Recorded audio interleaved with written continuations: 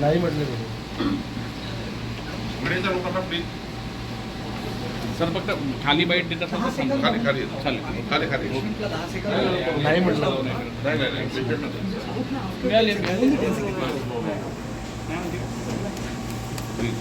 ठीक आहे सर खाली खाली थँक्यू सर. खाली खाली देणार आहे भाई. एक मिनिट घेऊन घे जेवढे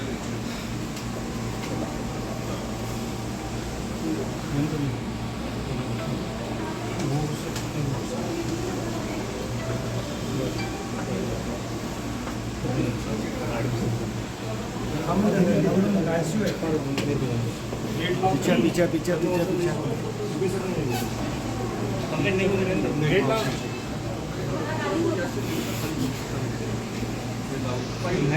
हो हो नाही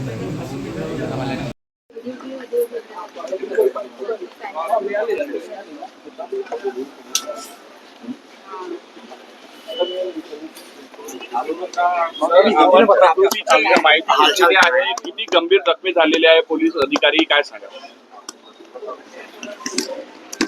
जवळपास 34च्या वर पोलीस अधिकारी कर्मचारी हे जखमी झाले आहे कालच्या घटनेत. डीसीपी कदम आणि अजून 2 डीसीपी यांनाही गंभीर म्हणजे जास्त दुखापत आहे. कदम तर थोडक्यात वाचले, कुऱ्हाडीनंच त्यांना मारलेला आहे. त्या हातावर कुऱ्हाड गेली म्हणून ते ऑपरेट झाला. जर ते दुसरीकडे लागली असती एखाद वेळी धोकादायक परिस्थिती झाली असती. पोलिसांना जास्त मार आहे. एक पेशंट आहे ते ICU मध्ये आहे. 3 पेशंटला जे नागरिक आहे त्यांना डिस्चार्ज झाला आहे. मला असं वाटतं की पोलिसांना जी गंभीर दुखापत झाली आहे तर पोलिसांनी काल ढाल म्हणून काम केलं.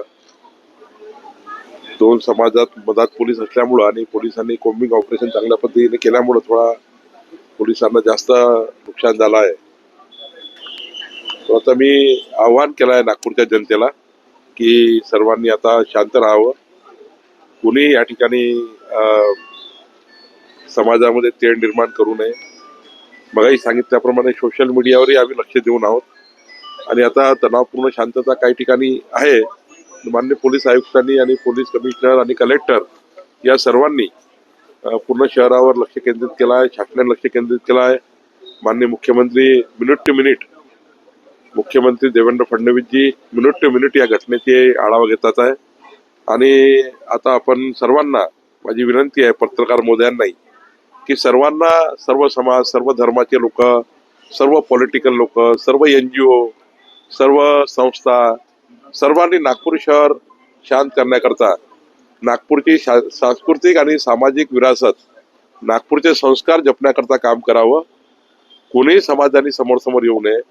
ज्या पद्धतीने आम्ही सर्व हिंदू, मुस्लिम, सिख, ईसाई एकत्र काम करतो, नागपूर शहरामध्ये सर्व एकत्रित सण साजरे करतो.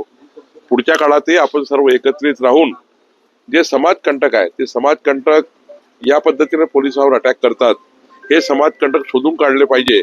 सर्व समाज एकत्र आला, सर्व धर्म एकत्र आले तर समाजकंटक बदमाशी करू शकणार नाही.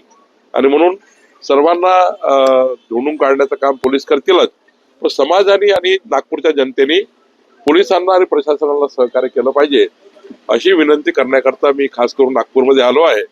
मी नागपूरच्या जनतेला शांतता आणि पोलिसांना सहकार्य, प्रशासनाला सहकार्य करावं अशी विनंती आम्ही करतो. हिंदी में बताएं, आपने आज पुलिस अधिकारी